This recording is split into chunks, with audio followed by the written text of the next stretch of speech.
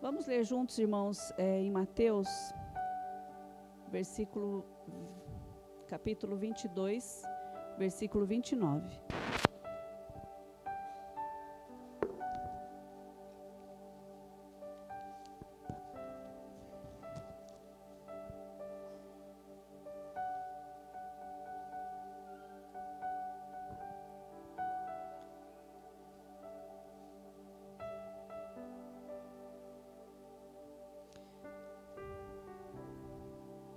Então, lá no versículo 29 diz: Jesus respondeu: Vocês estão enganados porque não conhecem as Escrituras e nem o poder de Deus.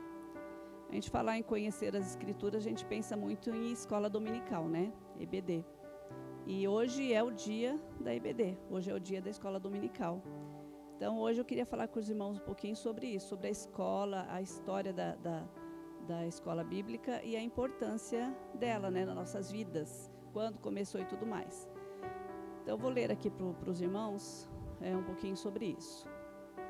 Nos últimos 2 séculos, a escola dominical, ou a escola bíblica dominical, como hoje conhecemos, tem sido a principal agência de educação cristã das igrejas evangélicas ao redor do mundo.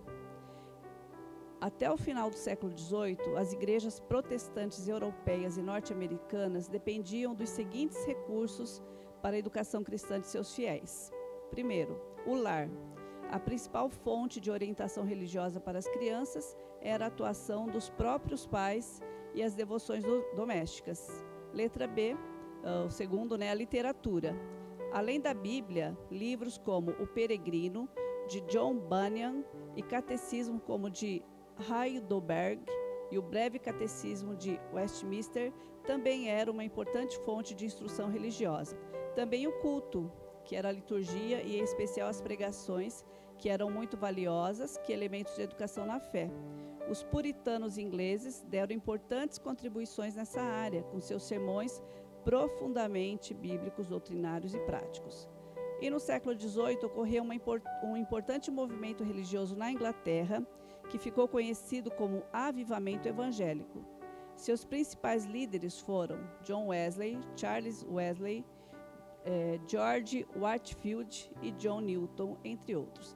E esse avivamento impactou profundamente as igrejas e a sociedade inglesa, gerando muitos frutos espirituais e sociais: reforma das prisões, luta contra o trabalho infantil, campanha contra o tráfico de escravos, ênfase na educação, missões mundiais. Nesse contexto, entrou em cena o jornalista Robert Hicks, da cidade de Gloucester, que começou a se preocupar com as crianças pobres. Essas crianças trabalhavam nas fábricas durante a semana e aos domingos elas ficavam perambulando ociosos pelas ruas, onde começou a aumentar muito a violência.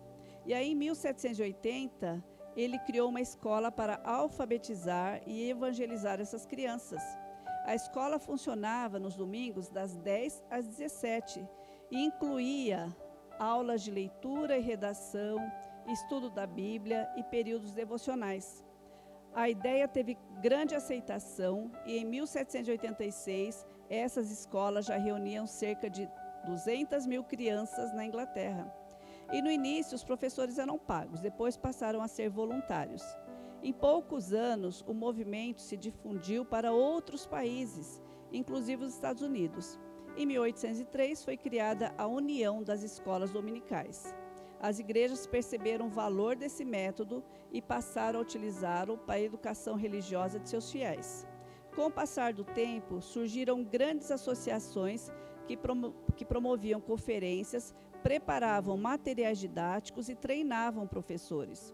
O extraordinário movimento missionário do século XIX difundiu as escolas dominicais por todo o mundo e foram realizadas muitas convenções mundiais de escolas dominicais que atraíam milhares de delegados e importantes líderes das nações envolvidas.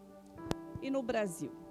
A primeira escola dominical permanente do Brasil foi fundada pelo casal Robert e Sarah Calley, em 19 de agosto de 1855, na cidade de Petrópolis, no Rio de Janeiro. No início do século XX, foi criada, no Rio de Janeiro, a União das Escolas Dominicais do Brasil, uma filial da Associação Mundial de Escolas Dominicais. Mais tarde passou a se chamar Conselho Nacional de Educação Religiosa. A partir de 1921, essa organização publicou as lições internacionais da escola dominical, seguindo o programa adotado por uma comissão internacional sediada em Chicago.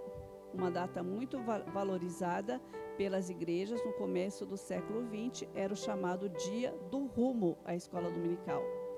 Um grande entusiasta na educação cristã no Brasil foi o reverendo Erasmo de Carvalho Braga, professor do Mackenzie College, no Seminário Presbiteriano, e do Colégio Culto à Ciência, em Campinas. Foi também o grande promotor da cooperação evangélica no Brasil, por meio de uma entidade denominada Comissão Brasileira de Cooperação. Ele preparou 8 volumes do livro do professor, que era um material de apoio das lições internacionais, contendo comentários de textos bíblicos, ricas ilustrações e valiosas sugestões pedagógicas para crianças, adolescentes e adultos. Em julho de 1932, reuniu-se no Rio de Janeiro a 11ª Convenção Mundial de Escolas Dominicais, com mais de 1.300 delegados de 33 países. Foi o maior encontro do protestantismo mundial a realizar-se até então na América do Sul, causando forte impacto nas igrejas evangélicas do Brasil. Nos anos 30, surgiu a Organização Periódica de Educação Religiosa, que publicava revistas para a escola dominical. E em 1977, essas revistas foram adquiridas pela Igreja Presbiteriana do Brasil e passaram a ser publicadas pela sua Junta de Educação Religiosa. O reverendo Odair Olivetti ficou responsável pelo Departamento de Literatura e Publicações e, posteriormente, esse órgão passou a ser um departamento da Casa Editora Presbiteriana ou Editora Cultura Cristã, que publica até hoje as lições para a escola dominical. Em 1924, o reverendo Herbert Herz, secretário-geral da União das Escolas Dominicais do Brasil, argumentou que o objetivo da escola dominical era aperfeiçoar o caráter e a conduta dos alunos. Em seguida, lembrou que o ensino da lição era somente um dos meios a serem utilizados para alcançar esse objetivo. Ele sugeriu que esses meios eram 7.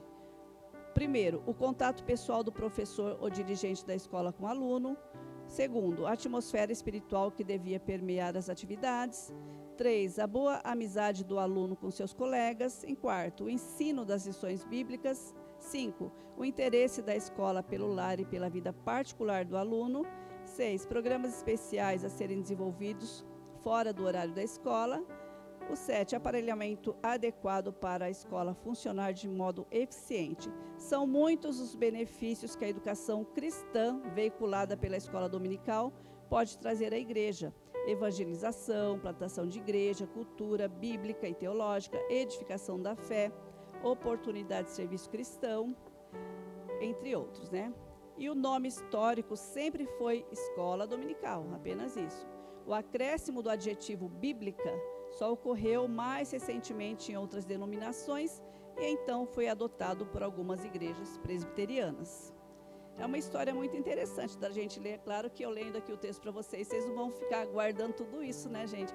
Mas, assim, é para a gente perceber quanto de tempo, né, que foi criada a escola dominical e que hoje ainda permanece. Ou seja, tudo que permanece é porque é importante, né? E aqui a gente percebeu que também, quando iniciou lá, foram crianças, né? Crianças que estavam perambulando pelas ruas e tudo mais.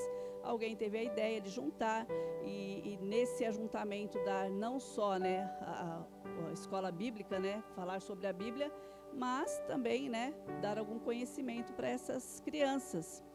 Então, a gente percebe, começou com as crianças, né? Hoje a gente vê em todas as igrejas, todos os adultos, famílias participando. O quanto as nossas crianças são importantes, né? Desde sempre e continua sendo. O quanto vale a pena a gente lutar pelas nossas crianças, não é? Que Deus abençoe. Mas vamos cantar mais uma música aqui, depois eu